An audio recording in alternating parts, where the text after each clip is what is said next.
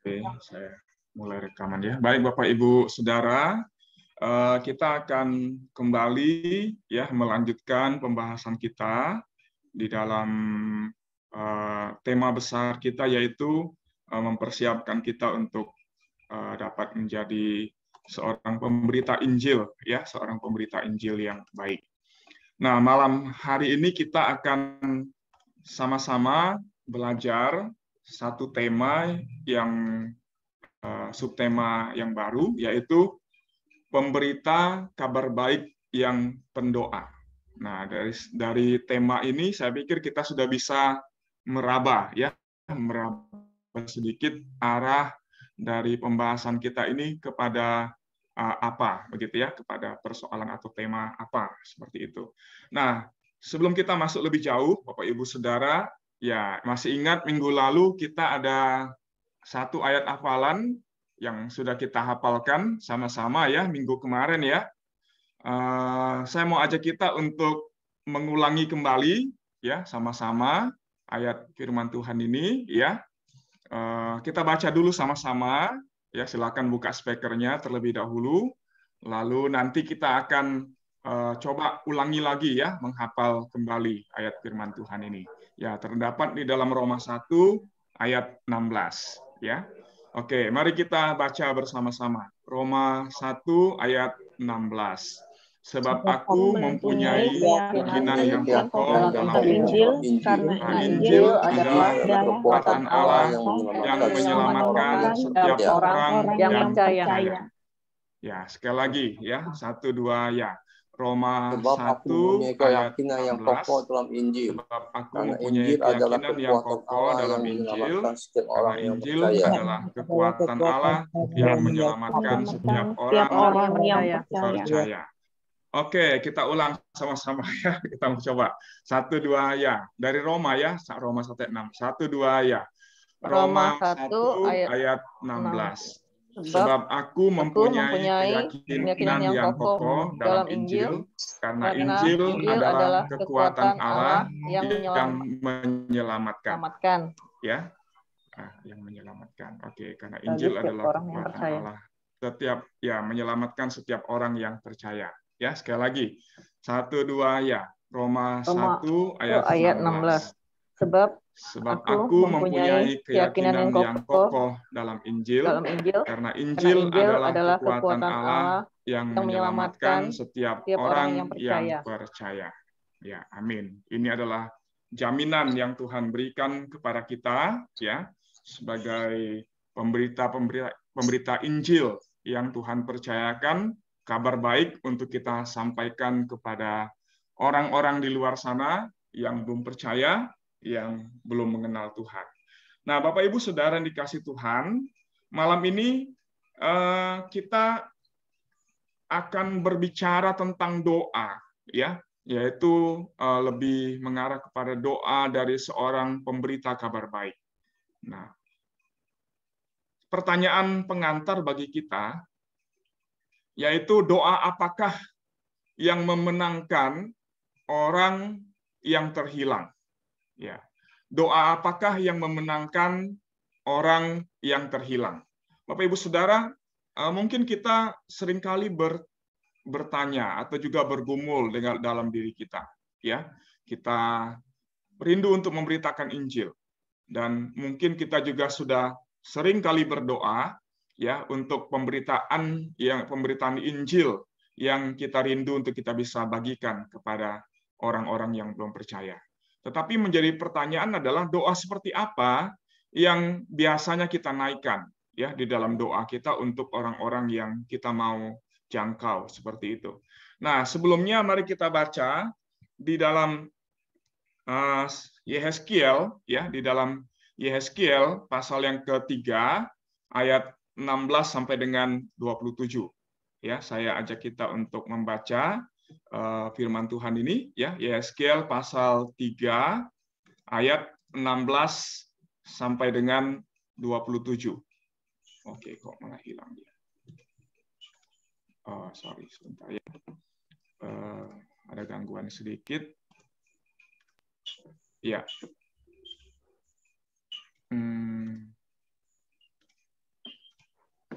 Ya, sebentar ya saya. Yeskiel pasal 3 ayat 16. Oh, hilang. Oke, tunggu sebentar. Ya. Oke, sorry sebentar saya share lagi ya. Coba saya share lagi.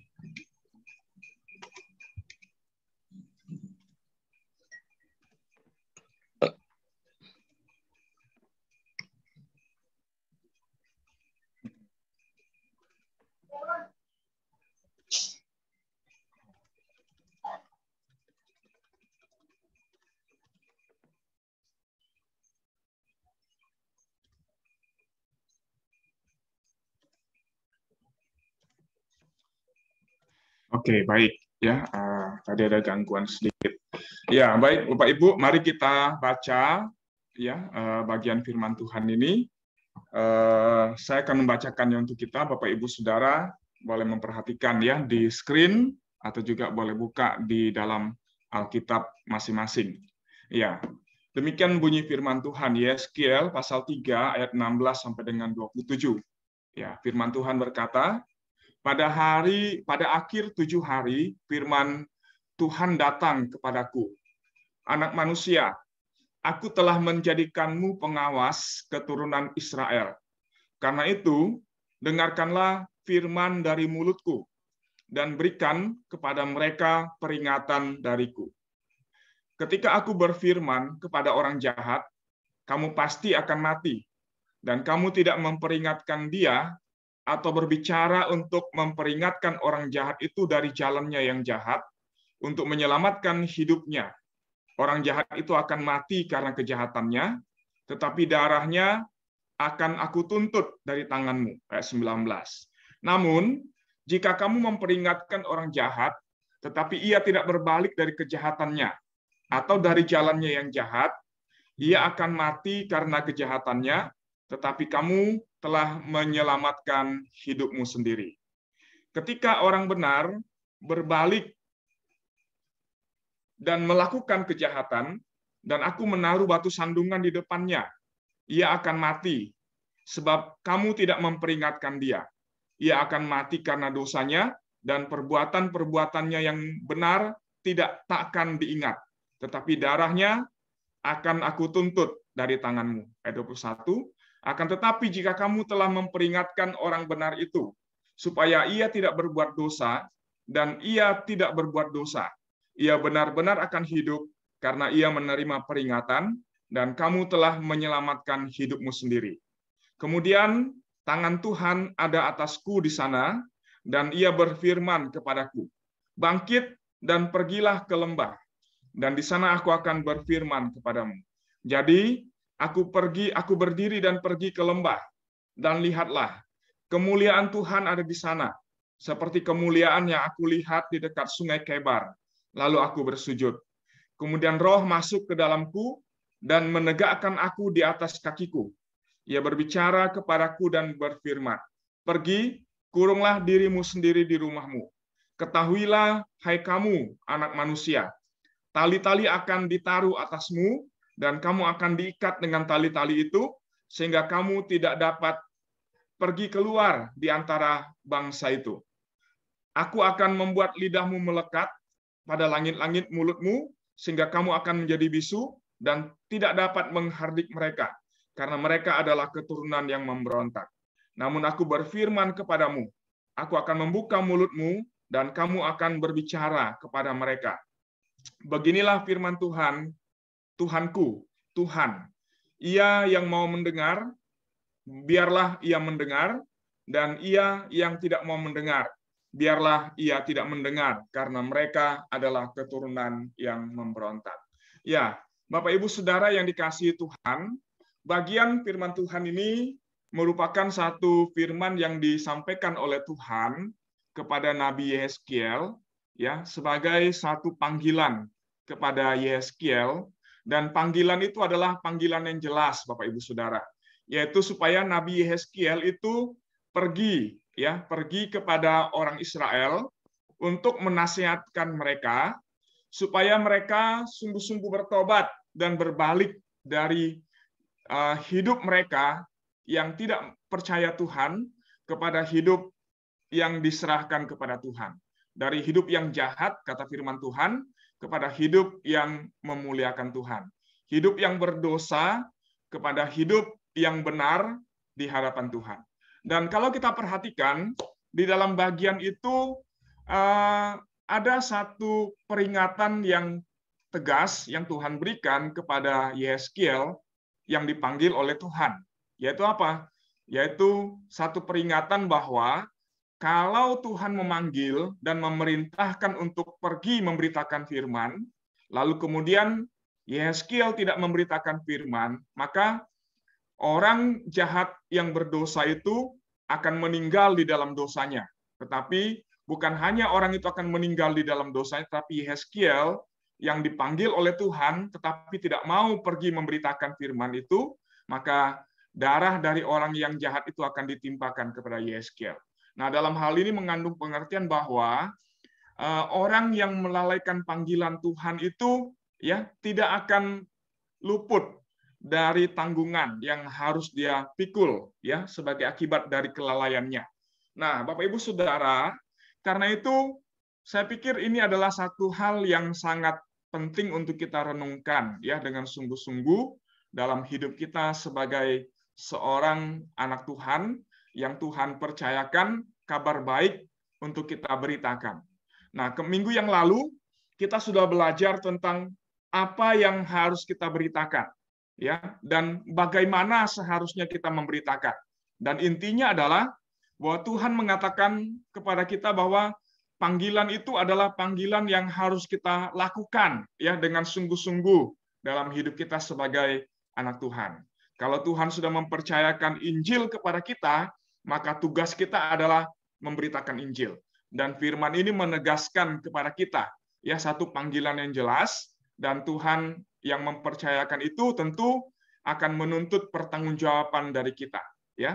Nah, harapannya adalah supaya orang yang berdosa itu bertobat dan kemudian berbalik kepada Tuhan ya, bertobat dan berbalik kepada Tuhan. Nah, tentu dalam panggilan itu bagian kita bukan hanya sekedar untuk memberitakan Injil kepada mereka, tetapi tentu juga Tuhan memanggil kita untuk mendoakan mereka dengan sungguh-sungguh ya, mendoakan mereka dengan sungguh-sungguh supaya mereka yang terhilang itu dapat dimenangkan dan kembali kepada Tuhan. Nah, nanti kita akan bahas lebih jauh ya tentang tema kita pada malam hari ini, yaitu pemberita kabar baik yang pendoa ya. Nah, sebelumnya saya mau ajak kita lagi untuk masuk dalam satu ayat hafalan yang akan kita baca, kita hafalkan bersama-sama ya. Nah, Bapak Ibu Saudara, kenapa pemberitaan Injil itu menjadi sesuatu yang sangat penting yang harus kita lakukan? Ayat firman Tuhan ini ya menjawab pertanyaan itu. Ya, mari kita baca sama-sama, lalu kemudian kita coba hafalkan kembali ya. 1, 2, ya. Efesus 6 ayat 12. Karena perjuangan kita bukanlah melawan darah dan daging, tetapi melawan pemerintah, melawan penguasa-penguasa, melawan penghulu-penghulu dunia yang gelap ini, melawan roh-roh jahat di udara. Oke, sekali lagi ya, kita baca pelan-pelan saja ya. Lalu nanti saya kasih waktu sebentar untuk Bapak Ibu Saudara baca dalam hati, lalu kita coba hafalkan sama-sama ya. 1, 2 ya. Efesus 6 ayat 12. Karena perjuangan kita bukanlah melawan darah dan daging, tapi melawan pemerintah-pemerintah, melawan penguasa-penguasa, melawan penghulu-penghulu dunia yang gelap ini, melawan roh-roh jahat di udara. Oke, ya 1 menit ya Bapak Ibu, silakan baca dalam hati, lalu kita bukan akan melawan darah dan daging, tetapi melawan pemerintah-pemerintah, melawan penguasa-penguasa, melawan penghulu-penghulu dunia yang gelap, melawan roh jahat di udara. Perjuangan kita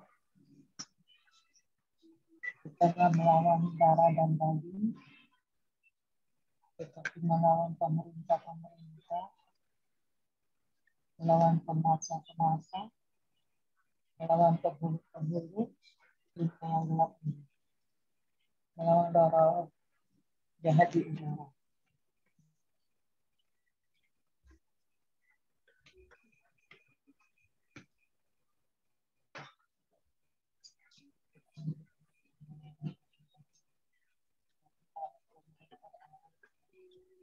Ayah.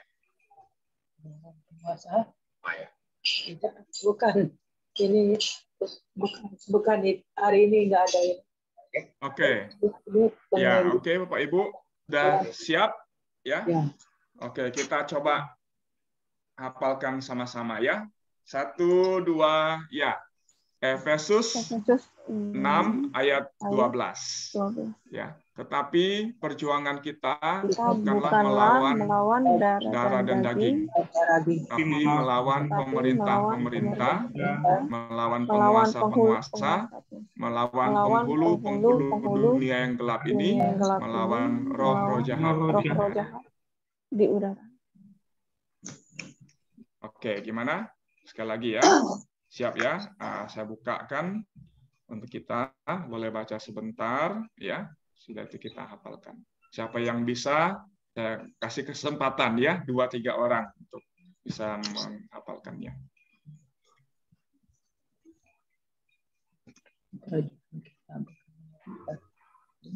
Oke, silakan. Siapa yang mau coba? Bapak, Ibu, Saudara. Kita pakai waktu 2-3 menit ya. Silakan. Siapa yang mau coba? Yang pertama.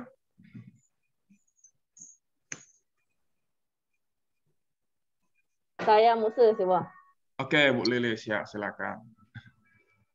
Efesus 16 ayat 2. Bener nggak? 6 ayat 12. Ya, 6 ayat 12 ya. ya. Iya, okay. Karena perjuangan kita bukanlah melawan darah dan daging, melainkan melawan penguasa-penguasa, melawan pemerintah-pemerintah, melawan apa ya?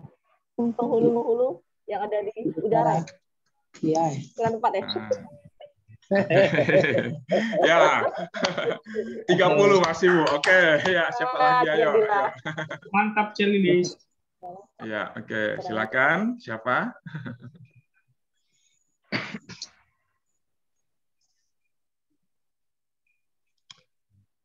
Silakan Bapak Ibu, enggak apa-apa, coba aja, enggak usah takut. Ya, enggak usah takut. Nanti ini kita coba ya melatih diri kita untuk menghafal ayat firman Tuhan. Ya, sehingga tidak hanya baca tapi kita juga belajar untuk menghafal. Silakan.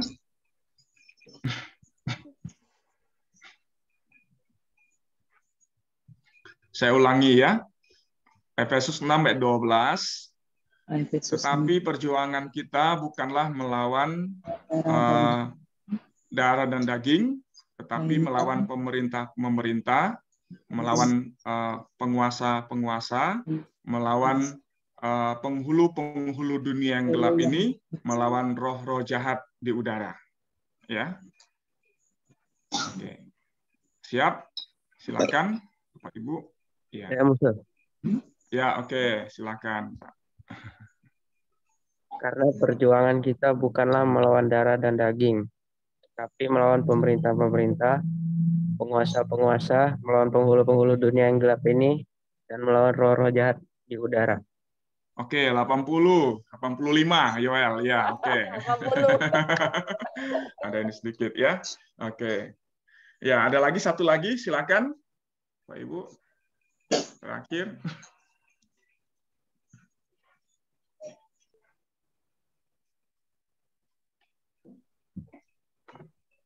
Ini semua? Oke, kita ulang sekali lagi ya. 1, 2, ya. Efesus 6 ayat 12.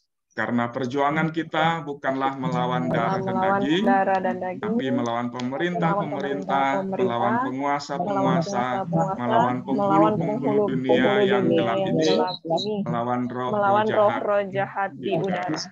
Ya, ini adalah perjuangan kita ya di dalam membawa jiwa-jiwa datang kepada Tuhan. Yang menghalangi mereka datang kepada Tuhan itu bukan hanya manusia yang kelihatan, darah dan daging, tetapi kita juga bukan hanya melawan pemerintah-pemerintah yang otoriter, yang anti kekristenan, tetapi kita juga melawan itu adalah apa? Roh-roh jahat di udara, penguasa-penguasa di udara, yaitu iblis bersama dengan malaikat-malaikatnya yang menghalangi, ya, yang pekerjaannya adalah menghalangi orang-orang untuk datang percaya kepada Tuhan Yesus Kristus.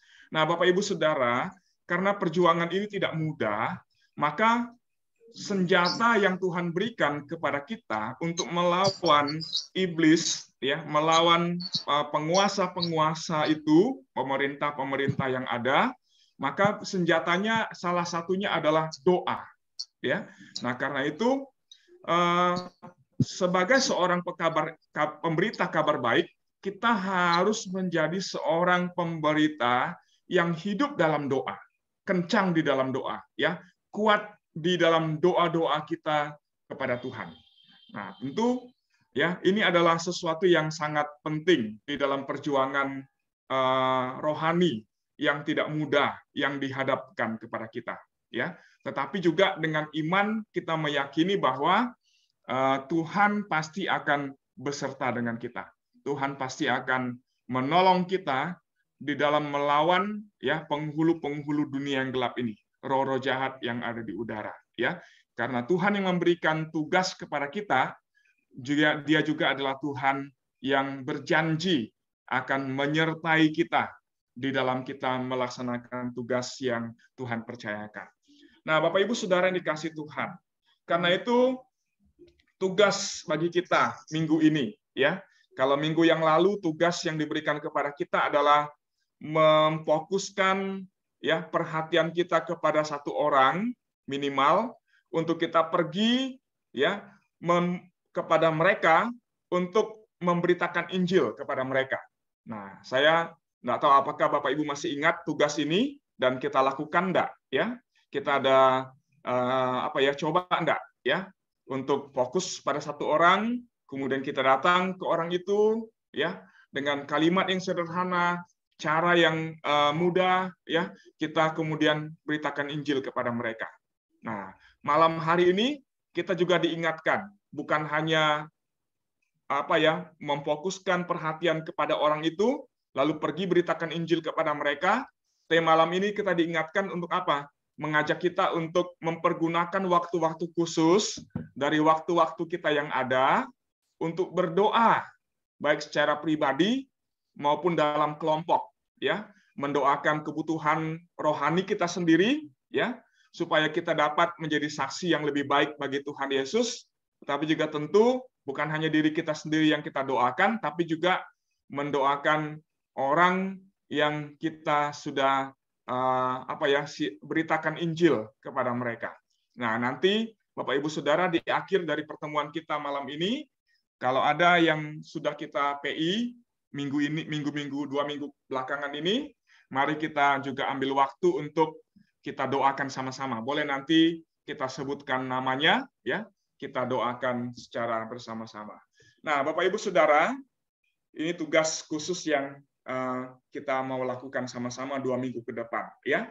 Nah, kalau kita membaca di dalam Kisah Rasul 26 ayat 28 sampai dengan 29, ini berisikan tentang percakapan antara Rasul Paulus dengan Raja Agripa, ya.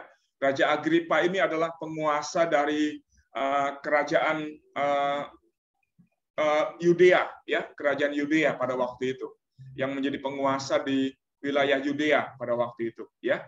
Nah, Bapak Ibu Saudara, dalam percakapan itu, kalau kita baca di dalam ayat-ayat yang sebelumnya, di situ bagaimana Paulus, ya, mempertahankan dirinya di hadapan raja dan juga perwakilan dari pemerintah Romawi yang ada di kota Yerusalem, ya, membela dirinya terhadap tuduhan-tuduhan yang disampaikan oleh orang-orang Yahudi, ya, yang tidak suka kepada pelayanan pemberitaan Injil yang Paulus lakukan, ya, dalam pelayanannya. Nah, karena itu Paulus bukan hanya sekedar mempertahankan diri, tapi dia mempergunakan kesempatan itu untuk memberitakan Injil kepada Raja Agripa dan juga kepada protektorat ya yang berkedudukan di Yerusalem pada waktu itu. Nah, di akhir dari percakapan itu, Paulus kemudian menyampaikan satu tantangan kepada Raja Agripa. Ya, dia katakan, "Percayakah engkau ya Tuanku Raja kepada apa yang aku sampaikan kepadamu? Percayakah engkau kepada para nabi dan firman yang mereka sampaikan?" Paulus waktu itu langsung katakan, "Aku yakin engkau percaya kepada para nabi dan berita yang mereka sampaikan." Nah, jawaban dari Raja Agripa pada waktu itu apa? Dia katakan, "Dalam waktu yang singkat, kamu telah meyakinkan aku menjadi orang Kristen, untuk menjadi orang Kristen." Dan menjawab pernyataan itu, Paulus menjawab dengan satu doa, ya, doa, ya, di hadapan Raja Agripa. Dia katakan, "Aku memohon kepada Allah supaya cepat atau lambat, tidak hanya engkau, tetapi juga semua orang yang mendengarkanku hari ini bisa menjadi seperti diriku, kecuali rantai-rantai ini." Nah, Bapak Ibu Saudara, dalam jawaban Paulus kepada Raja Agripa itu terkandung satu doa yang dia naikkan kepada Tuhan, ya, kepada Allah, supaya bukan hanya orang yang hadir, ya, yang mendengarkan itu, ya, yang mendengarkan berita yang dia sampaikan, ya, semua mereka bisa percaya dan menjadi pengikut Kristus. Nah, Bapak Ibu Saudara, ini adalah satu contoh doa, ya, satu contoh doa di dalam Alkitab yang dinaikkan untuk keselamatan jiwa-jiwa yang belum percaya kepada Tuhan Yesus Kristus.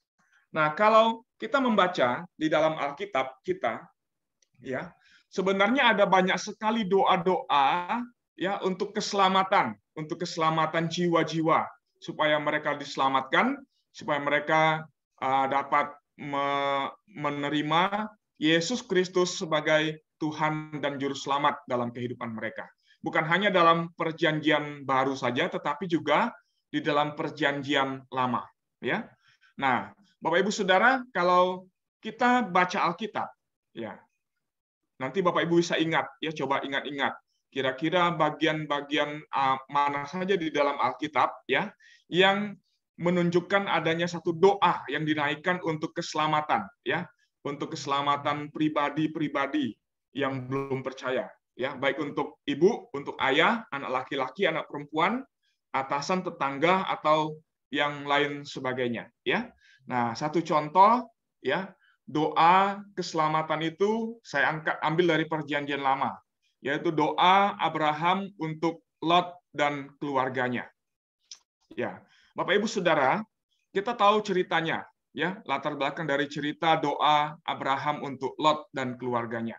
Ya, di mana pada waktu itu Tuhan mengutus, ya, Tuhan datang kepada Abraham dalam bentuk 3 orang malaikat.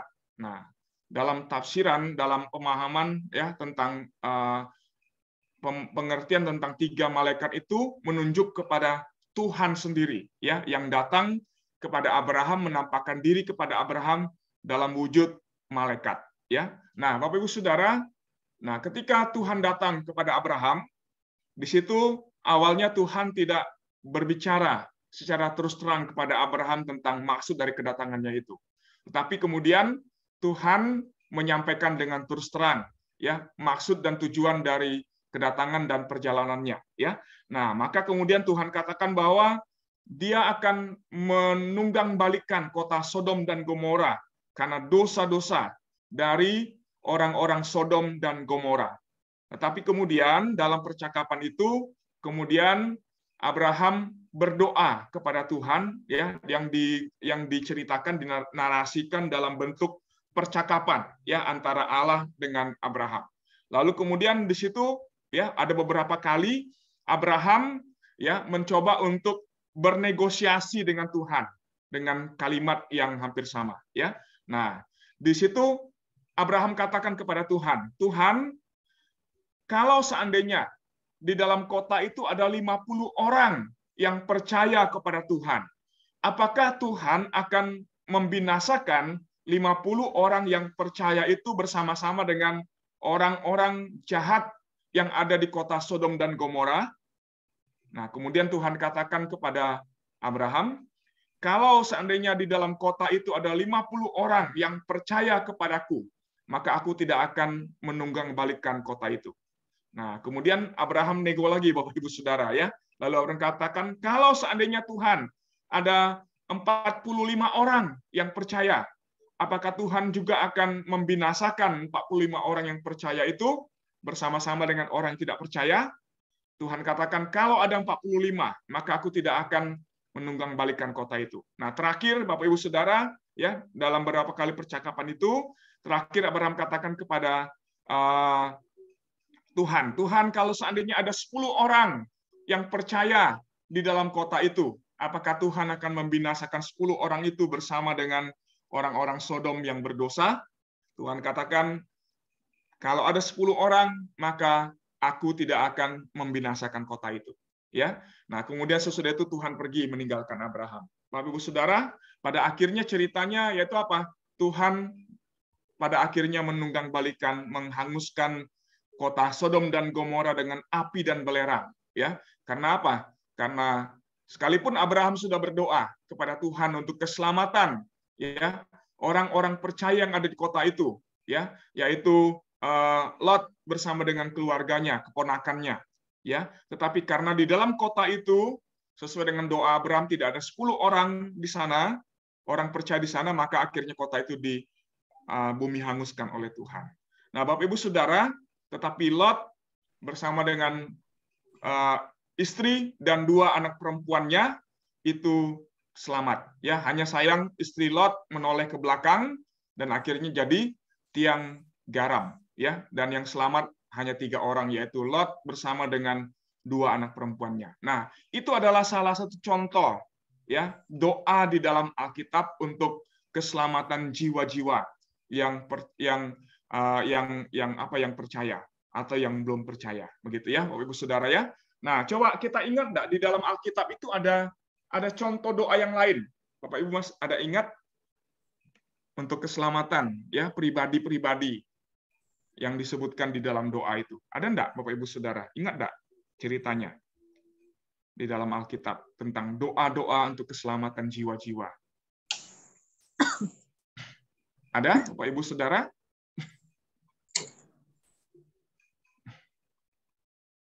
Ya, kita ingat di Taman Getsemani, Tuhan Yesus sendiri berdoa untuk murid-muridnya dan untuk jiwa-jiwa yang lain yang dipercayakan oleh Bapa, yang diberikan oleh Bapa kepadanya menjadi milik kepunyaannya. Ya, kita ingat doa Yesus yaitu apa? Tuhan, Bapa, aku berdoa kepadamu supaya Engkau menyelamatkan mereka dari dunia ini. Ya, supaya Engkau menyelamatkan mereka yang Kau berikan kepadaku. Bukan untuk mengambil mereka dari dunia ini, tetapi untuk menyertai dan menyelamatkan mereka dari dunia. Nah, ini contoh doa ya dalam Injil Yohanes pasal 17. Ada banyak sekali doa-doa yang lain yang kita juga bisa perhatikan di dalam Alkitab kita. Ya, doa untuk keselamatan pribadi-pribadi atau jiwa-jiwa yang yang sudah ditetapkan oleh Tuhan untuk menerima karunia keselamatan itu. Nah, Bapak Ibu Saudara, kenapa penting berdoa? Kenapa penting berdoa? Ya, jawabannya adalah karena janji-janji Allah ya atas doa yang dinaikkan ya untuk keselamatan jiwa-jiwa yang ada. Nah, Allah sudah menyatakan dirinya sepenuhnya mengambil komitmen untuk menyelamatkan orang-orang itu, ya. Allah memiliki komitmen yang jauh lebih kuat dari kita. Tetapi bagi Allah ya, sekalipun itu sudah diputuskan ya dan keputusan itu berlaku untuk selama-lamanya ya. Nah, artinya bahwa ketika Tuhan berjanji untuk membawa jiwa-jiwa, menyelamatkan jiwa-jiwa yang diselamatkan kepadanya ya, maka Tuhan pasti akan menggenapkan janji-janji itu ya bagi jiwa-jiwa yang sudah dipilih dan diselamatkan oleh Tuhan. Nah, tetapi bagian kita adalah ya, bagian kita adalah mengambil bagian kita untuk berdoa bagi jiwa-jiwa itu. Nah, Bapak Ibu Saudara, berkaitan dengan janji-janji Allah untuk menjawab doa kita, ya, bagi keselamatan jiwa-jiwa itu, kita bisa menemukan di dalam bagian-bagian Alkitab.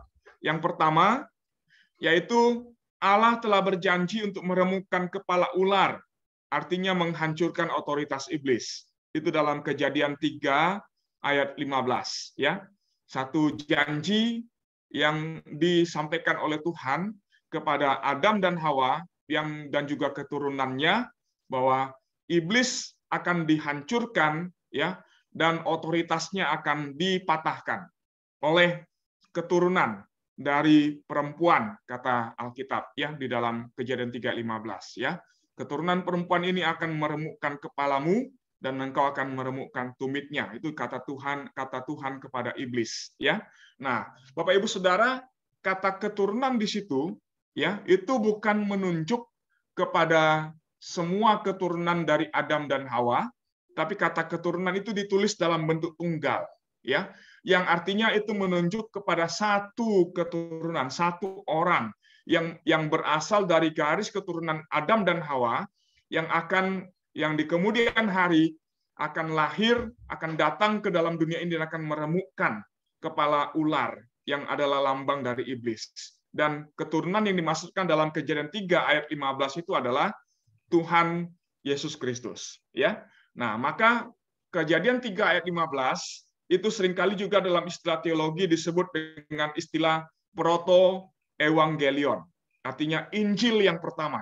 Nah, maka kalau kita bicara tentang Injil, Bapak Ibu Saudara, itu bukan hanya dapat kita temukan di dalam Perjanjian Baru, tetapi juga dari Perjanjian Lama. Di dalam Perjanjian Lama juga sudah ada berita Injil yang disampaikan. Hanya kata Injil tidak disebutkan di situ, ya.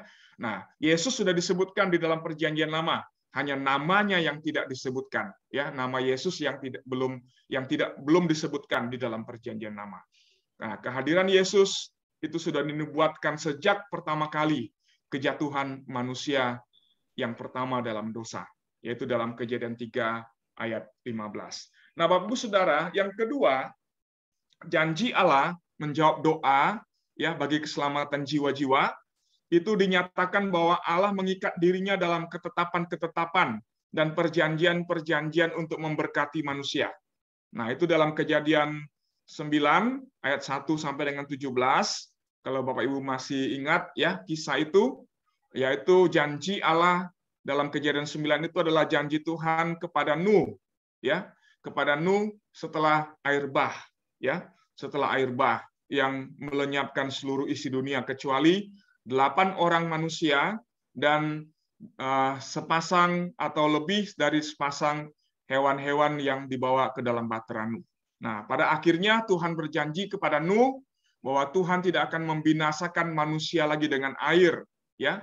Nah, yaitu dengan memberikan satu tanda, yaitu pelangi, ya, tanda pelangi kepada Nuh dan keturunannya, ya, yaitu yang disebut dengan istilah busur Allah di langit, ya, yaitu pelangi. Nah, kemudian janji itu diteguhkan kembali dalam Kejadian 15 dan 17 kepada Abraham, ya, kepada Abraham, yaitu bahwa menunjuk kepada keturunan Abraham. Dari garis keturunan Abraham akan lahir seorang juru selamat, ya. Janji berkat itu akan diberikan oleh Allah melalui garis keturunan Abraham, ya. Dan tentu garis keturunan itu mengerucut kepada satu pribadi, yaitu Tuhan Yesus Kristus, ya. Nah, janji itu diulangi lagi oleh Tuhan kepada bangsa Israel melalui Musa dalam Keluaran 34 ayat yang ke-10. Lalu Bapak Ibu Saudara, dalam bagian Alkitab yang lain, dalam Yeremia 31 ayat 31, Tuhan juga berjanji kepada orang-orang Yehuda yang pada waktu itu ada di pembuangan, ya, bahwa Tuhan akan mengikat dan memperbaharui perjanjiannya dengan orang-orang Yehuda, orang-orang buangan, dengan satu jaminan bahwa Tuhan akan mengembalikan mereka kembali ke tanah dan negeri nenek moyang mereka, tanah perjanjian, ya. Nah, maka Yeremia 31 ayat 31 itu memakai istilah perjanjian baru, ya. Aku akan mengadakan satu perjanjian yang baru dengan umatku, bahwa aku akan menjadi Allah mereka dan mereka akan menjadi umatku. ya. Lalu dalam Kejadian 12 ayat 1 sampai dengan 3, ya, kemudian 19 ayat 5 sampai dengan 6, bahwa Allah meneguhkan janjinya, ya, melalui Abraham dan keturunannya, ya. Melalui Abraham, maka semua keluarga-keluarga di seluruh bumi akan diberkati, ya, dan seterusnya.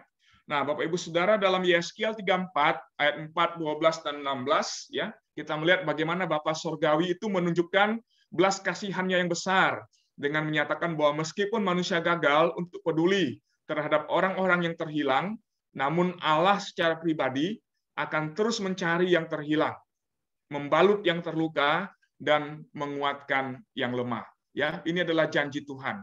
Bahwa sekalipun orang-orang percaya tidak melakukan tugas yang diberikan Tuhan kepadanya, tetapi Tuhan dengan caranya sendiri akan membawa yang terhilang itu datang kepadanya. Tetapi tentu ya sangat malu kita kalau seandainya Tuhan sudah berikan tugas, percayakan kepada kita, tapi kita tidak melakukan itu. Tapi justru Tuhan melakukannya dengan caranya sendiri. Ya, nah, Bapak Ibu Saudara, Allah mengutus anaknya, Yesus Kristus, untuk mencari dan menyelamatkan yang terhilang. Lukas 19 ayat 10. Ya, Tuhan Yesus berkata, sebab anak manusia datang bukan untuk tetapi anak manusia datang untuk mencari dan menyelamatkan yang terhilang. Ya, mencari dan menyelamatkan yang terhilang. Nah, kemudian ketika Allah mengutus Roh Kudus, kita melihat satu tanda yang Tuhan berikan ya kepada gereja pada waktu pencurahan Roh Kudus pada hari Pentakosta. Bukan hanya Roh Kudus yang turun ke atas orang-orang percaya pada waktu itu, tetapi Tuhan melakukan ya satu pemberitaan secara massal melalui para rasul ya yang berbicara dengan berbagai bahasa ya. Nah, satu tanda ajaib yang Tuhan berikan kepada gereja ya, di mana Injil diberitakan dalam berbagai bahasa ya. Itu adalah satu satu janji Tuhan yang digenapi dalam peristiwa Pentakosta, tetapi juga sekaligus menjadi satu nubuatan bahwa kelak bukan hanya pada hari Pentakosta saja, tapi kelak di kemudian hari bahwa Injil akan diberitakan dalam berbagai bahasa melalui gereja. Nah, saya pikir zaman kita bisa melihat bagaimana janji itu sudah digenapi, Bapak Ibu ya. Digenapi di mana Injil bukan hanya diberitakan dalam satu bahasa saja, tapi juga sudah diberitakan dalam berbagai bahasa yang ada di seluruh dunia pada masa-masa sekarang ini. Nah, Bapak Ibu Saudara, berkaitan dengan hal ini, menjadi satu pertanyaan bagi kita. Apakah doa Alkitabiah yang paling baik? Ya, berkaitan dengan keselamatan jiwa-jiwa. Ya, saya pikir satu contoh yang Tuhan berikan bagi kita di dalam doa, dalam berdoa bagi keselamatan jiwa-jiwa itu adalah di dalam doa Bapa kami yang sering kita ucapkan ya di dalam ibadah kita, atau juga mungkin kita juga sering doakan itu secara pribadi ya. Nah, dan itu dinyatakan, ditegaskan dengan satu kalimat dalam doa Bapa kami, yaitu datanglah kerajaan-Mu, jadilah kehendak-Mu di bumi seperti di sorga. Amin. Nah, Bapak Ibu Saudara, ketika kita mengucapkan kata itu, ini bukan hanya sekedar satu perkataan yang biasa, tetapi ini sekaligus menjadi doa yang kita naikkan kepada Tuhan, supaya kerajaan Allah ditegakkan di tengah-tengah dunia, dan kehendak Tuhan dinyatakan ya di bumi seperti di sorga. Bagaimana kerajaan Allah ditegakkan di tengah-tengah dunia ini, dan bagaimana kehendak Allah itu dinyatakan di bumi seperti di sorga? Jawabannya hanya satu, yaitu ketika kita sebagai gereja memberitakan kabar baik kepada jiwa-jiwa yang belum percaya. Dan bukan hanya memberitakan, tetapi apa? Terlibat di dalam pekabaran Injil, di dalam doa-doa kita bagi keselamatan jiwa-jiwa yang Tuhan percayakan untuk kita doakan ya secara pribadi dan juga di tengah-tengah persekutuan kita. Nah, Bapak Ibu Saudara yang dikasihi Tuhan, karena itu menjadi satu pertanyaan bagi kita pada malam hari ini adalah bagaimana seharusnya kita berdoa untuk keselamatan jiwa-jiwa itu? Apa yang harusnya kita doakan di dalam doa penginjilan yang kita lakukan, atau yang sering kita gunakan dalam beberapa istilah peperangan rohani, yaitu doa peperangan rohani, ya, doa peperangan rohani. Kita doakan di dalam doa peperangan itu. Nah, sesuai dengan ayat hafalan kita tadi dalam Efesus 6 ayat 12 yang mengatakan bahwa sebab peperangan kita bukan melawan darah dan daging, tapi melawan pemerintah-pemerintah, melawan penguasa-penguasa, melawan penghulu-penghulu dunia yang gelap ini, melawan roh-roh jahat udara. Nah, apa yang harus kita doakan di dalam doa peperangan rohani itu, Bapak Ibu Saudara? Ya, nah, ada beberapa poin yang dapat kita doakan ya di dalam setiap doa-doa yang kita naikkan kepada Tuhan. Bapak Ibu boleh catat ya poin-poin yang ada di dalam slide ini. Yang pertama, yaitu yang penting untuk kita doakan ya di dalam doa pekabaran Injil dan peperangan rohani yang kita lakukan di dalam pelayanan PI kita adalah yang pertama itu kita harus berdoa untuk diri kita sendiri, Bapak Ibu Saudara. Ya, dimulai sebelum kita berdoa untuk keselamatan orang lain, kita perlu berdoa untuk diri kita sendiri. Ya, kita perlu berdoa dengan sungguh-sungguh untuk diri kita sendiri. Ya, sesuatu hal yang mungkin jarang kita lakukan ya di dalam pelayanan pekabaran Injil yang kita lakukan. Tapi malam hari ini diingatkan kepada kita. Pertama, poin pertama yang harus kita doakan yaitu doa untuk diri kita sendiri. Ya, nah hal-hal apa saja yang perlu kita doakan, Bapak Ibu Saudara? Hal-hal apa saja yang perlu kita doakan? Yang pertama, berdoa supaya pikiran kita dibukakan kepada kenyataan akan keadaan yang terhilang. Nah, ini dia. Ya, kita perlu berdoa supaya pikiran kita ini dibuka oleh Tuhan ya untuk peka melihat ya keadaan dari orang-orang yang terhilang yang ada di sekitar kita. Bagaimana mereka begitu tertekan dan menderita oleh karena hidup mereka yang berdosa dan akan kebutuhan mereka akan keselamatan di dalam Tuhan Yesus Kristus. Nah, berdoa untuk pikiran kita sendiri supaya Tuhan buka itu. Lalu kemudian yang kedua, yang perlu kita doakan untuk diri kita sendiri adalah berdoa supaya kita diberikan belas kasihan terhadap jiwa-jiwa yang terhilang. Ya, ini saya singgung di dalam khotbah saya pada hari Minggu yang lalu, ya, yaitu memiliki hati Yesus yang penuh dengan belas kasihan kepada jiwa-jiwa yang terlantar, yang tidak bergembala. Kalau Bapak Ibu masih ingat ya apa yang saya sampaikan firman Tuhan yang saya sampaikan pada hari Minggu kemarin, ya, memiliki hati yang dipenuhi oleh belas kasihan kepada jiwa-jiwa yang terhilang, ya. Nah, kenapa kita penting untuk mendoakan ini? Karena seringkali hati kita tidak punya belas kasihan kepada jiwa-jiwa yang terhilang yang ada di sekitar kita. Maka akibatnya kita seringkali tidak peduli dengan orang-orang yang tidak percaya Tuhan yang ada di sekitar kita.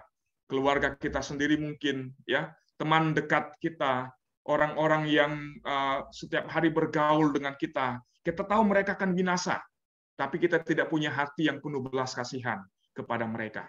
Nah, kita perlu berdoa, Bapak Ibu Saudara, untuk diri kita supaya Allah memberikan hati, ya, hati yang penuh dengan belas kasihan terhadap jiwa-jiwa yang terhilang itu. Kemudian yang ketiga, berdoa supaya semua pintu dibukakan oleh Allah. Nah, Bapak Ibu Saudara, kenapa ini penting kita doakan?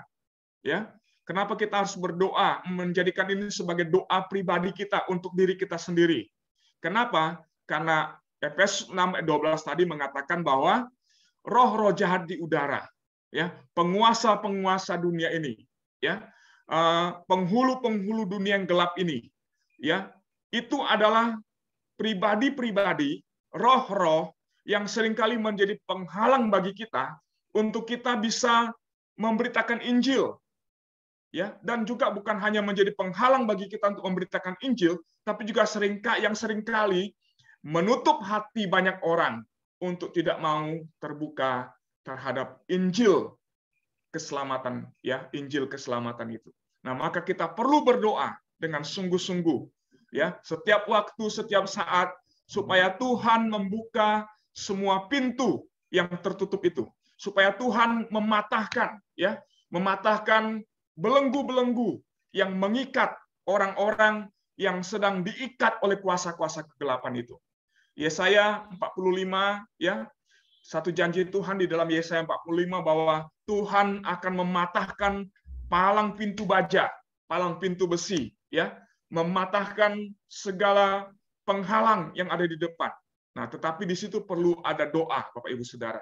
Nah, kenapa seringkali Injil itu tertutup bagi orang-orang yang tidak percaya? Karena ini masalahnya. Karena kita mungkin belum berdoa agar Tuhan membuka pintu-pintu itu bagi pemberitaan Injil yang kita lakukan. Maka penting bagi kita untuk berdoa dengan sungguh-sungguh. Lalu kemudian yang keempat, kita perlu berdoa supaya kita diberi kepekaan akan bimbingan Allah. Nah, ini dia Bapak Ibu Saudara. Kepekaan apa? Kepekaan terhadap gerakan Tuhan yang mendorong kita untuk memberitakan Injil kepada orang tertentu yang sudah Tuhan siapkan untuk mendengarkan berita yang kita sampaikan. Nah, kenapa? Karena seringkali kita tidak peka akan hal ini. Kita tidak peka akan hal ini. Nah, maka kita perlu berdoa supaya Tuhan memberikan kepekaan di dalam hati kita, supaya kita tahu, kita segera connect dengan sinyal yang Tuhan tunjukkan, yang ada di sekitar kita, supaya akhirnya kita bisa menjangkau jiwa-jiwa yang sudah disiapkan oleh Tuhan untuk kita PI. Lalu kemudian yang kelima, kita perlu berdoa supaya diberikan hikmat oleh Allah. Sebab kesempatan itu tidak mungkin datang tanpa kita duga. Nah, maka kita perlu minta hikmat dari Tuhan supaya Tuhan membuka kesempatan bagi kita dan kita bisa pergunakan kesempatan itu dengan baik memberitakan Injil, supaya Tuhan berikan hikmat kepada kita supaya kita bisa berkata-kata untuk memberitakan Injil kepada orang yang belum percaya. Lalu kemudian selanjutnya yang keenam, yaitu berdoa supaya kita diberikan keberanian. Nah, ini yang Bapak Ibu Saudara yang saya pikir seringkali menjadi alasan bagi kita, sehingga kita tidak mau PI. Kenapa kita tidak mau PI? Karena seringkali kita beralasan, saya tidak berani. Nah, Tuhan katakan kepada kita pada malam hari ini, kalau kamu tidak berani, berdoa, minta kepada Tuhan, supaya diberikan keberanian untuk memberitakan Injil. Kenapa kita tidak berani selama ini? Karena kita belum berdoa, minta keberanian itu, supaya kita bisa memberitakan Injil. Nah, karena itu Bapak Ibu Saudara, malam hari ini, mulai malam ini, berdoa kepada Tuhan. Tuhan, beri saya keberanian untuk memberitakan Injil. Lalu kemudian yang ketujuh, berdoa supaya kita diberi kebebasan dan Roh Kudus bekerja meyakinkan orang-orang yang hendak Dia lawat. Nah, kebebasan itu apa? Kebebasan untuk memberitakan Injil, Bapak Ibu Saudara. Kalau selama ini kita merasa tertutup pintu, mungkin terhadap keluarga kita sendiri, istri kita, suami kita, papa kita, mama kita, atau saudara-saudara kita, atau yang lainnya. Kita rasa kita sudah coba jangkau mereka, tapi kok mereka masih tertutup hatinya, tidak mau terima berita yang kita sampaikan. Nah, maka kita perlu berdoa supaya Tuhan memberikan kebebasan itu. Supaya ketika Injil diberitakan, Roh Tuhan, Roh Kudus membebaskan jiwa itu, supaya akhirnya jiwanya terbuka kepada berita yang kita sampaikan. Sehingga di situ ada Roh Kudus yang bekerja bersama-sama dengan kita, meyakinkan orang yang mendengarkan berita Injil yang kita sampaikan. Lalu kemudian berdoa untuk firman. Jadi Bapak Ibu Saudara, sebelum beritakan Injil, berdoa supaya Tuhan meneguhkan berita atau firman yang kita sampaikan. Dan sesudah kita memberitakan Injil, perlu juga berdoa supaya apa? Supaya firman yang sudah kita sampaikan itu diteguhkan oleh Tuhan, baik untuk kita maupun juga untuk orang yang mendengarkan berita baik yang kita sampaikan kepada mereka. Lalu yang kesembilan, berdoa supaya kita diberikan kesadaran mentalitas untuk pertumbuhan dan tuaian. Nah, Bapak Ibu Saudara, ini adalah kelanjutan dari sesudah kita ber-PI. Artinya bahwa tidak hanya cukup sekali memberitakan firman.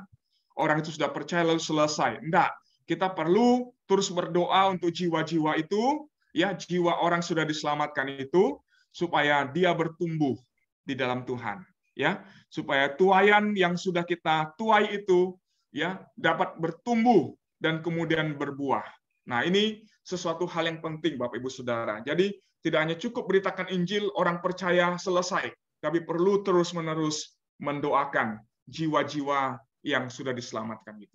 Nah, jadi bukan hanya berdoa untuk mereka ketika mereka belum percaya, tapi juga perlu berdoa sesudah mereka percaya kepada Tuhan.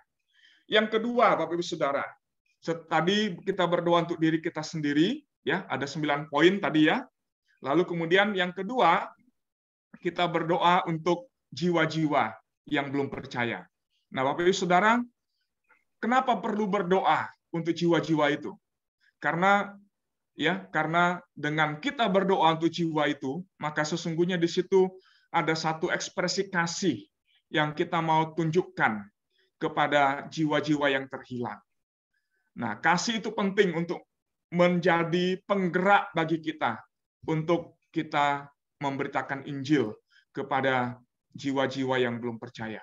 Nah, seringkali kita terhalang untuk memberitakan Injil karena kita tidak punya kasih, ya, kasih terhadap jiwa-jiwa yang terhilang itu.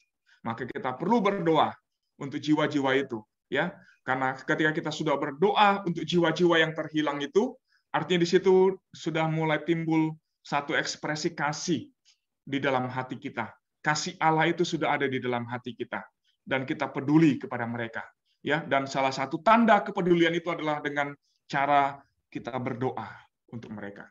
Dan doa yang terbaik adalah memahami keinginan hati Allah dan menyatakannya kembali kepada Allah di dalam kata-kata. Ya, nah Bapak Ibu Saudara, Paulus dalam hal ini memberikan satu contoh bagi kita, ya, tentang doa, berdoa untuk orang lain di dalam 1 Timotius pasal yang kedua ayat 1 sampai dengan ketiga. Ya, di situ Paulus berkata, aku mendorong kamu untuk berdoa bagi pemerintah-pemerintah, bagi penguasa-penguasa yang ada di dalam dunia ini, bagi mereka yang terhilang, bagi orang-orang yang belum percaya. Itu adalah satu dorongan, ya, satu bimbingan yang Paulus berikan kepada jemaat di Efesus melalui Timotius, ya, untuk mendoakan, untuk mengambil bagian di dalam doa peperangan rohani, ya.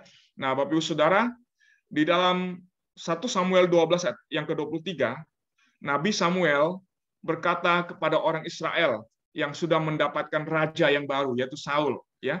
Dia katakan bahwa sekalipun dia sudah tidak lagi menjadi pemimpin atas umat itu, tetapi sebagai seorang pelayan Tuhan, sebagai seorang hamba Tuhan, sebagai seorang anak Tuhan, dia tetap akan mendoakan bangsa itu, ya, mendoakan bangsa itu bukan sekedar mendoakan bangsa itu, tetapi dia tetap akan mengajar mereka kepada jalan yang baik dan lurus, yaitu jalannya Tuhan.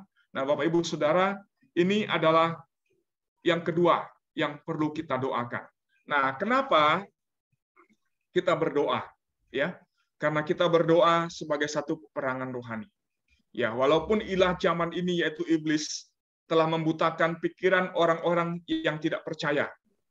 Namun doa-doa kita akan membuka mata yang tidak melihat itu dan menyelamatkan mereka dari kuasa iblis supaya dosa-dosa mereka diampuni Allah dan mereka bergabung kembali dalam keluarganya, keluarga Allah.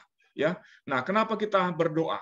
Karena doa sebagai peperangan rohani, yaitu sebagai satu jalan yang Tuhan berikan untuk membukakan atau mencelikkan pikiran orang-orang yang tidak percaya, supaya mata mereka, mata rohani mereka dapat melihat, ya, dan mereka dapat diselamatkan dari kuasa iblis, ya, yang menjerat mereka selama ini, sehingga mereka dapat diampuni oleh Allah dan dibawa masuk ke dalam keluarga Allah.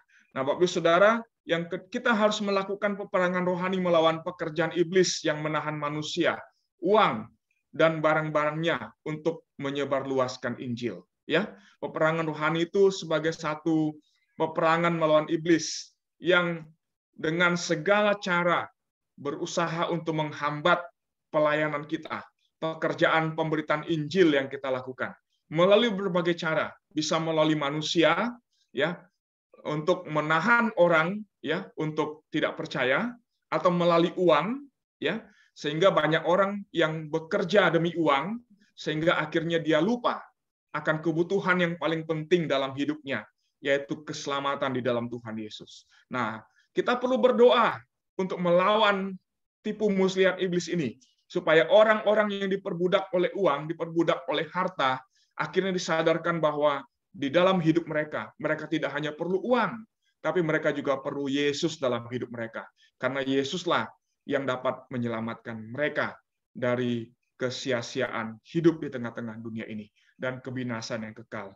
Nah, lalu Bapak Saudara, sebenarnya cengkeraman iblis itu begitu kuat sehingga Tuhan Yesus mendoakan kita untuk berdoa kepada Allah supaya memohon supaya pekerja-pekerja didorong maju dengan pesat dan laju masuk ke ladang tuaian. Nah, Bapak Ibu Saudara, kenapa kita perlu berdoa dalam peperangan rohani ini?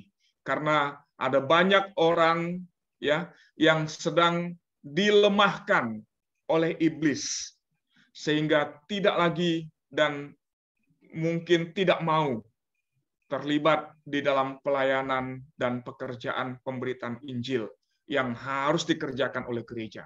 Bukan hanya jemaat biasa, tapi juga majelis gereja, para hamba Tuhan.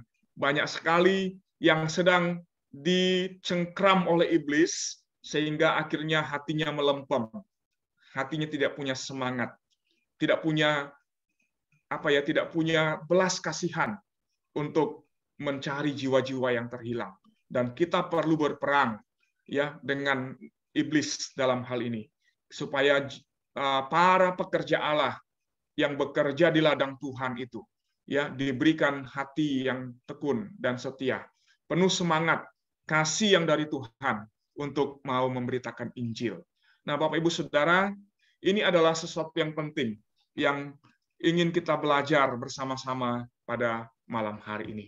Dan Alkitab menunjukkan kepada kita bagaimana Tuhan itu bukan hanya sekedar menyuruh kita berdoa, tetapi Dia juga adalah Allah yang menjawab doa-doa yang dinaikkan oleh hamba-hambanya bagi pekerjaan pemberitaan Injil, bagi penyelamatan jiwa-jiwa yang terhilang. Kita melihat dalam Kisah Rasul 2, ayat 42, 47, lalu kemudian diulang dalam Kisah Rasul 6, ayat 4 sampai dengan 7, yang menceritakan bagaimana jemaat mula-mula itu begitu bertekun di dalam doa, di dalam pemberitaan firman, ya. Dan Tuhan yang mendengar doa dari jemaat mula-mula itu. Dikatakan apa? Menambahkan kepada jemaat yang masih baru itu bilangan orang-orang yang percaya kepada pemberitaan yang dilakukan oleh para rasul, ya, dengan menambahkan jumlah di tengah-tengah jemaat itu. Ada 5.000 orang bertobat pertama kali dalam Kisah Rasul pasal yang kedua. Lalu kemudian dalam Kisah Rasul pasal yang ke-6 dikatakan bahwa ada 4.000 orang yang bertobat, yang percaya kepada berita tentang Yesus yang disampaikan oleh para rasul. Nah, Bapak Ibu Saudara, ini satu contoh teladan yang saya pikir perlu kita lakukan dengan sungguh-sungguh, di mana gereja berdoa bagi keselamatan jiwa-jiwa. Ada orang-orang percaya yang berdoa bagi keselamatan jiwa-jiwa. Ada pribadi-pribadi yang dengan sungguh-sungguh berdoa bagi keselamatan jiwa-jiwa yang terhilang.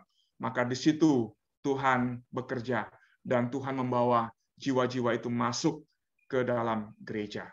Baik, Ibu Saudara, nah karena itu ingatlah ya, jika kita berdoa seturut dengan kehendak Allah, maka jawaban-jawaban doa itu akan segera menghampiri kita. Ya, waktu kita minta jiwa-jiwa baru, Tuhan tambahkan, Tuhan selamatkan, maka Tuhan akan kirim di tengah-tengah gereja kita. Waktu kita berdoa untuk keselamatan anggota keluarga kita yang belum percaya, Tuhan mendengar doa itu, dan Tuhan akan bekerja, dan dalam waktunya Tuhan akan membawa jiwa-jiwa itu datang kepada Tuhan. Kita mungkin berdoa untuk rekan kerja kita, untuk saudara-saudara kita atau siapapun itu. Kita berdoa bagi mereka. Yakinlah bahwa Tuhan mendengar doa kita dan Dia akan menyelamatkan jiwa-jiwa yang terhilang itu. Pertanyaan bagi kita pada malam hari ini adalah yang pertama, adakah hati kita digerakkan oleh kasih yang dari Tuhan untuk mau memberi diri kita dengan berani memberitakan Injil kabar baik itu kepada mereka yang terhilang? Mari kita renungkan pertanyaan yang pertama ini. Dan pertanyaan yang kedua bagi kita adalah, apakah kita mau menyediakan diri kita dalam doa, mendoakan mereka yang terhilang, siapapun itu. Keluarga kita mungkin yang belum percaya kepada Tuhan. Kita mau ambil waktu untuk berdoa bagi mereka dengan sungguh-sungguh kepada Tuhan.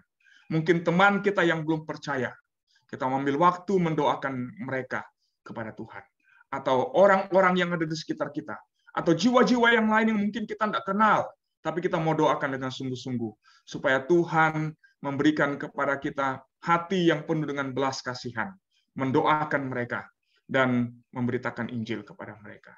Dua hal ini yang saya rindu untuk kita pikirkan dan kita gumulkan dengan sungguh-sungguh pada malam hari ini. Bapak Ibu Saudara, mari dengan semangat ber-PI, ya, dan juga mari dengan semangat mendoakan jiwa-jiwa yang terhilang yang ada di sekitar kita. Ya, ini adalah apa yang kita belajar pada malam hari ini, Bapak Ibu Saudara.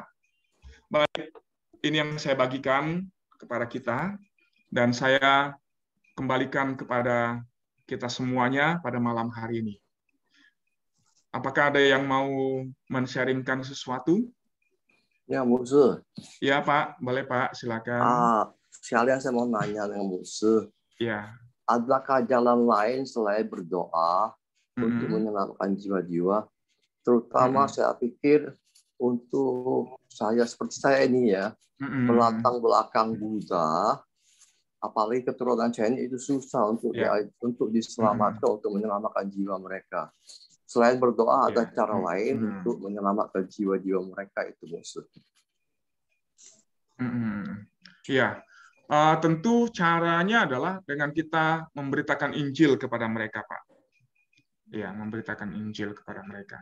Nah, tetapi tentu sebelum kita memberitakan Injil, kita perlu berdoa, menyiapkan diri kita, supaya kita dapat menjadi pemberita yang efektif kepada jiwa yang terhilang itu. Ya, caranya Tuhan menyelamatkan itu bisa macam-macam. Tapi melalui kita, dua hal ini yang harus kita lakukan, yaitu PI, ya, memberitakan Injil kepada mereka, dan berdoa untuk jiwa itu. Entah orang itu akan percaya kepada Tuhan Yesus melalui berita yang kita sampaikan kepada mereka, ataukah berita itu akan tertanam di dalam hati mereka, tapi waktu itu mereka belum terbuka. Tapi di kemudian hari, dengan cara yang lain mungkin, ya bukan melalui kita, tapi jiwa itu akan percaya. Nah, maka bagian kita adalah setelah kita memberitakan Injil, Bapak Ibu Saudara, kita harus mendoakan, terus mendoakan orang itu. Nah, karena tentu waktu kita mau beritakan Injil kan kita tanya dulu namanya siapa kalau tidak kenal kan. Nah, maka selesai kita PI kepada orang itu, kita doakan dia. Terus doakan dia. Terus sebut namanya. Terus bawa dia datang kepada Tuhan. Minta supaya Tuhan bekerja, membuka hatinya supaya dia percaya dan menyerahkan hidupnya kepada Tuhan. Nah, itu bagian kita, Bapak Ibu Saudara. Itu bagian kita yang kita bisa lakukan. Jadi masalah cara Tuhan menyelamatkan itu bisa berbagai macam cara. Tapi yang harus bagian kita adalah memberitakan Injil ya kepada orang itu dan mendoakannya. Nah, ini yang kita belajar dalam dua kali pertemuan terakhir ya, dua pertemuan terakhir yang minggu lalu dengan hari ini ya. Beritakan Injil. Yang memberitakan Injil ini lagi ya. Memberitakan Injil itu yang susah, Musa. Oke, Pak. Sorry, Bu Ersia. Memberitakan Injil itu susah, Musa. Iya, betul. Dia tak mau dengar, kita mau nginjil, dia tak mau dengar. Ya. Nah, maka tadi kan di dalam pembahasan tadi ada bagian untuk doa kita, untuk diri kita sendiri kan. Salah satu poinnya apa? Berdoa untuk diri kita, supaya Tuhan memberikan hikmat kepada kita, sehingga kita tahu dipimpin oleh Tuhan, sehingga kita bisa memberitakan Injil, Bapak Ibu Saudara. Nah, itu yang kita lakukan. Ya, maka waktu kita bingung, saya tidak tahu mau ngomong apa. Iya, kadang kita tidak tahu mau ngomong apa gitu ya. Tapi ketika kita berdoa kepada Tuhan, minta hikmat, maka apa? Tuhan tuntun kita, Tuhan buka jalan untuk kita bisa PI kepada orang itu. Ya, bukan hanya Bapak Ibu Saudara yang kadang bingung mau ngomong apa ya dengan seseorang ya. Kadang saya juga pribadi kadang bisa bingung juga ya. Apalagi ketemu dengan orang yang misalnya kita tahu oh ini susah nih untuk bisa PI kepada dia gitu ya. Nah, tapi berdoa, waktu itu berdoa. Waktu ketemu dengan orang itu, sebelum bertemu dan ketemu dengan orang itu berdoa ke dalam hati, dosa berdoa di depan dia gitu ya. Dalam hati aja berdoa, Tuhan beri hikmat kepada saya. Taruh firman-Mu dalam hati dan mulut saya supaya saya bisa PI kepada orang itu. Dan Tuhan buka jalan Bapak Ibu Saudara. Ya, dengan cara awal cuman percakapan biasa saja yang umum begitu ya, sebagai pengantar. Nah, mungkin selama itu mungkin kita cari celah untuk masuk tapi belum ketemu, tapi berdoa. Dan dalam cara Tuhan akan bukakan jalan sehingga akhirnya kita bisa PI. Ya, saya seringkali ketemu dengan beberapa orang ya, susah, nggak bisa. Nah, ya datang ke satu keluarga. Nah, lalu kemudian teman yang percaya yang ada di keluarga itu bilang, papa saya ini nggak bisa percaya, saya sudah berulang kali beritakan Injil kepada dia, tapi dia selalu menolak, nggak mau terima. Nah, lalu kemudian ketemu dengan bapak itu gitu ya. Nah, bingung mau buka komunikasi bagaimana, tapi datang berdoa kepada Tuhan dan Tuhan tunjukkan jalan. Sehingga dengan cara yang mungkin tidak dipikirkan sebelumnya, tapi oleh karena tuntunan Tuhan, akhirnya kita bisa PI, Bapak Ibu Saudara. Nah, maka tadi yang selain doa untuk hikmat, perlu kita doakan apa? Yaitu minta supaya Tuhan beri keberanian kepada kita untuk kita bisa PI. Wah, itu dia tuh. Nah, karena seringkali memang jadi alasan kita, sebenarnya dikatakan tadi, seringkali menjadi alasan kita untuk tidak PI itu apa? Tidak berani, takut gitu ya. Nah, maka berdoa kepada Tuhan. Tuhan beri kepada saya hati yang berani untuk ber-PI. Nah, seperti itu Bapak Ibu Saudara. Ya. Jadi seperti itu Pak Andreas. Ya, kadang kita bingung, tapi kita berdoa dan Tuhan pasti akan. Seperti apa musuh yang paling tepat untuk orang-orang yang belum percaya itu musuh? Macam-macam Pak. Ya. Macam-macam. Kalau dari pengalaman saya pribadi macam-macam cara. Ya, komunikasi bisa macam-macam. Kadang dimulai dari pembahasan ketemu, bicara masalah-masalah yang umum dulu, mungkin situasi negara, gitu ya, situasi ekonomi sekarang ini. Lalu kemudian dari situ mulai masuk pelan-pelan masuk Injil kepada mereka. Atau mungkin ketika ada yang sedang punya masalah, pergumulan. Nah, di situ dia mungkin cerita kepada saya pergumulannya. Dan kemudian dari situ mulai masuk, dari pergumulan itu masuk. Ya, berceritakan tentang Tuhan yang baik, Tuhan yang mengasihi kita, Tuhan yang menolong kita, Tuhan yang adalah satu-satunya pribadi yang dapat memberikan jalan keluar bagi kita untuk pergumulan yang ada. Nah, banyak cara, Pak, banyak cara. Nah, maka di situ perlu berdoa supaya Tuhan yang tuntun kita sehingga kita bisa masuk ke orang itu untuk beritakan Injil, seperti itu. Ya, oke. Pak Andreas ya? Ya, baik. Oke. Ya, paham. Baik. Tadi Ibu Elis, ya satu lagi, silakan Bu Elis. Ya, oke, ya, silakan Bu Elis. Saya mau bertanya, ada guna enggak Pak? Cuman kita doakan aja tapi tidak PI ke mereka. Oke, ya. Nah, ini dua sisi mata uang, Bapak Ibu Saudara, ya. Nah, tapi tentu memang dalam case tertentu, ya, doa itu juga punya kuasanya. Ya, doa itu juga berkuasa. Ya, di dalam doa itu juga ada satu kuasa yang Tuhan berikan, ya, untuk dapat menyelamatkan jiwa-jiwa yang terhilang. Nah, tentu untuk case orang yang dekat dengan kita tidak cukup hanya berdoa bagi mereka, tapi kita juga perlu datang untuk memberitakan Injil. Nah, tapi kita juga seringkali kan berdoa juga untuk doa misi. Kalau Bapak Ibu masih ingat ya, misalnya kita berdoa untuk negara A misalnya. Kita doakan supaya terjadi kegerakan Injil di negara itu. Nah, kita kan tidak mungkin datang ke negara Kita kan tidak mungkin datang ke negara itu untuk beritakan Injil kan? Tapi kita berdoa saja dari rumah kita, dari gereja untuk orang-orang yang belum percaya yang ada di negara itu. Nah, Tuhan melalui para hamba Tuhan yang ada di sana, ya, atau melalui orang-orang percaya yang ada di sana, kemudian membawa jiwa-jiwa yang terhilang yang ada di negara itu kemudian datang dan percaya kepada Tuhan Yesus. Jadi kalau menurut saya sih dua sisi Bapak Ibu Saudara. Tapi yang kalau itu adalah orang yang dekat dengan kita, ya yang tinggal serumah dengan kita, atau teman yang bergaul setiap hari dengan kita, atau orang kita ketemu ya di jalan atau dimanapun.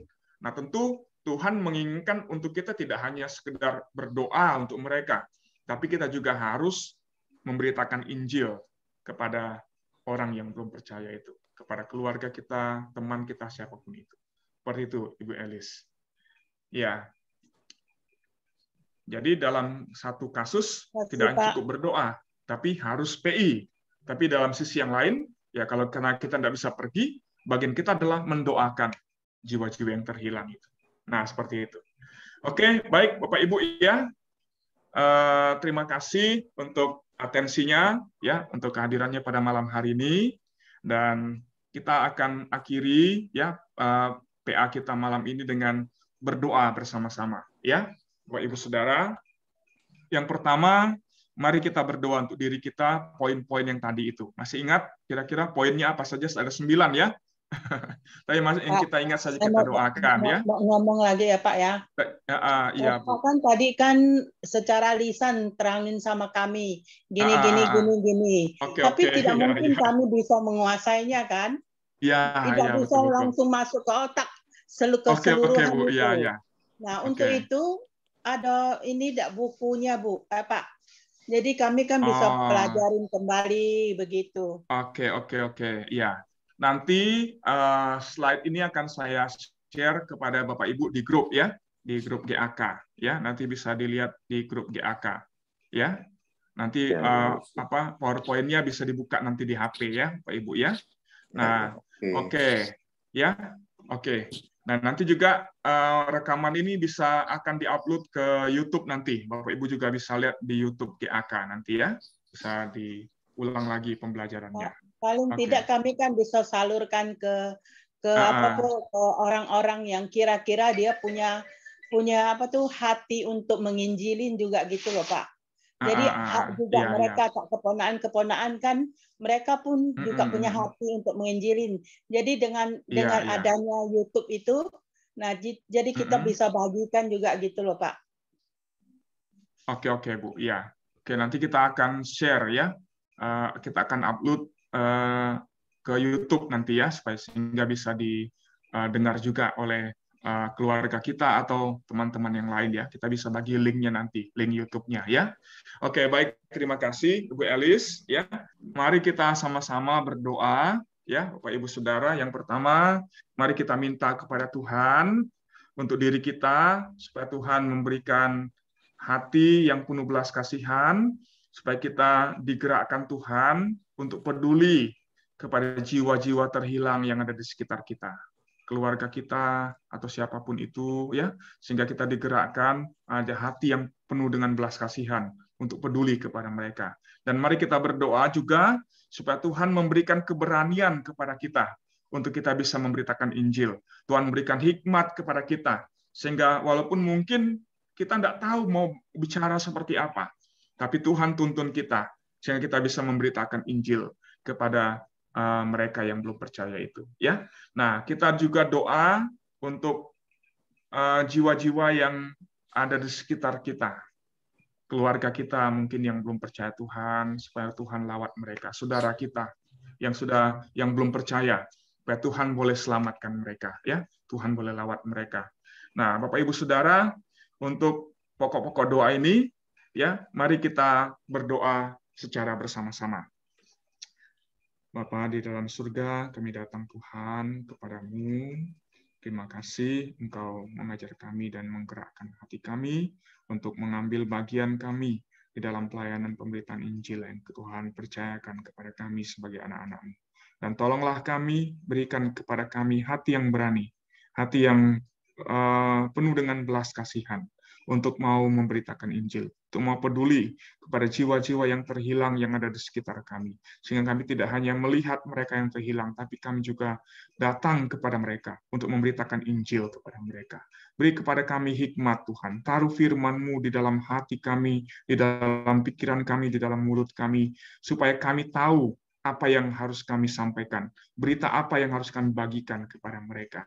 Dan ketika kami memberitakan Injil kepada mereka, Tuhan, teguhkanlah berita yang kami sampaikan, supaya kiranya Tuhan meneguhkan firman itu di dalam hatinya, dan dia boleh merespon, membuka hati untuk mau percaya kepada Tuhan. Bapa, kami serahkan kepadamu, supaya Tuhan bekerja dan Tuhan memakai kami untuk menjadi pemberita-pemberita kabar baik itu, yang berdoa kepada Tuhan. Terima kasih Bapa, terima kasih. Doa kami Tuhan, demi Yesus Tuhan kami berdoa. Amin. Baik, terakhir Bapak Ibu Saudara, apakah ada yang mau didoakan dari antara kita malam ini? Dari chat ada dari Ibu Serly, titip ya. Mama dan Papa, Ibu Serly. Oh, oke. Oh, untuk Mama, Papa, Ibu Serly ya. Oke. Ya, Bapak Ibu, oke, kita doa sama-sama ya untuk Mama dan juga Papa Ibu Serly. Sebenarnya kedua orang tua kita ini sudah mulai terbuka, hanya karena sesuatu dan lain hal kadang mulai diragukan, dibimbangkan oleh saudara-saudara dari Ibu Serly yang belum percaya, ya. Karena itu mari kita berdoa supaya Injil yang sudah didengarkan oleh Mama dan Papa Ibu Serly, ya, Tuhan boleh terus teguhkan itu di dalam hati, sehingga akhirnya semakin kuat iman di dalam Tuhan, ya. Doakan juga untuk papanya Bu Serly yang sedang sakit, supaya Tuhan juga sembuhkan, ya, sembuhkan hambanya ini. Oke, ada lagi yang mau kita doakan, Bapak Ibu? Itu Pak, tolong doakan buat adik saya Lahi ya, yang ada di Pontianak, supaya saya kan sering kirim WA buat dia juga kan Pak ya. Iya. Supaya dia bisa terbuka hatinya untuk membaca dan mau mengerti serta menerima lah itu yang WA yang saya kirim itu, nah Pak. Oke. Namanya siapa Bu? Lim Laihi. Lim Laihi. Oke, kita doa untuk Bapak Lim Laihi ya, adik dari Bu Elis, supaya firman Tuhan ya, renungan-renungan yang dikirim oleh Ibu Elis kepada oke Bu. Ada dua ya Pak ya, juga adik perempuan Lim Choi Ai. Ya, dua Lim Pak. Choi Ai, oke. Lim Laihi dan Lim Choi Ai ya. Oke, Oke, ya, Choi Ai ya. Oke, kita doakan untuk adik Bu Elis yang laki-laki ya. Soy ya. Lim Choi Ai. Oke. SOI ya. Ya, kita doakan ya. Ya, Soy ya. Oke ya, Bu. Oke, ya. Ya, Pak Andreas. Ya, sama-sama Bu. Musuh. Saya musuh. Untuk untuk Pak Andreas.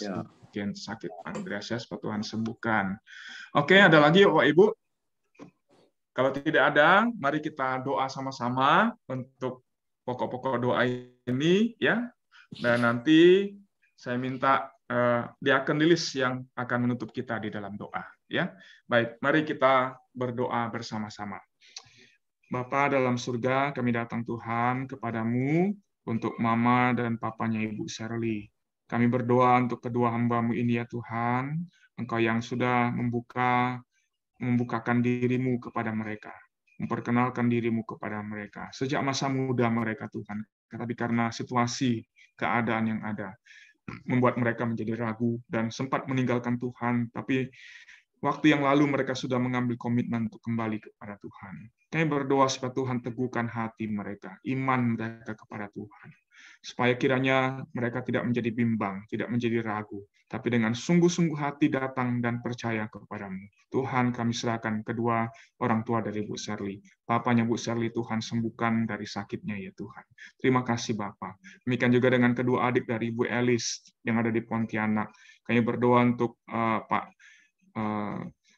Ibu Lim Choi Ai Tuhan, dan juga untuk adik laki-laki dari Ibu Elis, kami serahkan dalam tangan Tuhan. Lawatlah kedua anakmu juga, supaya kiranya melalui renungan firman Tuhan yang disampaikan oleh Ibu Elis kepada mereka, bekerja di dalam hatinya, membawa mereka datang kepada Tuhan, membuka hati untuk mau percaya kepada Tuhan Yesus, sehingga dia dan seluruh keluarga yang diselamatkan oleh Tuhan.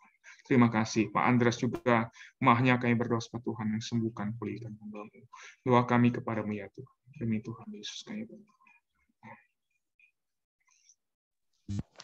Kita berdoa, Bapa yang baik, kami bersyukur buat malam hari ini, kesempatan kesempatan kami boleh belajar kita bersama-sama. Terima kasih Tuhan untuk kami bersama-sama sharing sama Tuhan, biarlah yang boleh disampaikan boleh menguatkan setiap kami dan boleh meneguhkan hati kami terus beriman kepada Tuhan, dan boleh membagikan firman kepada orang-orang yang belum percaya, khususnya untuk orang-orang kami, orang tua, saudara kami. Tuhan kami bersyukur pada malam hari ini, dan biarlah kami juga berdoa untuk kelemahan tubuh, Tuhan juga yang menyembuhkan dan memulihkan. Bahkan untuk orang tua dari Shirley, Tuhan juga yang tolong untuk imannya biar tetap dikuatkan dan boleh kembali terbuka mempercayai firman-Mu. Untuk saudara dari Ibu Elis, Tuhan juga tolong untuk kedua saudara Ibu Elis biar boleh terbuka hatinya sehingga dia boleh membaca, boleh menerima firman WA yang dikirim oleh Ibu Elis. Tuhan berkati kami semua yang ada, yang hadir pada malam hari ini, berkati istirahat malam hari ini, biar Tuhan terus menolong, memberi kami kekuatan, meneguhkan iman kami, terus setia beribadah. Terima kasih Tuhan Yesus, terpujilah Tuhan Allah kami yang hidup. Dalam nama-Mu kami sudah berada syukur. Amin. Amin. Ya, oke, makasih Lilis. Ya, makasih semuanya Bapak Ibu Saudara. Selamat malam.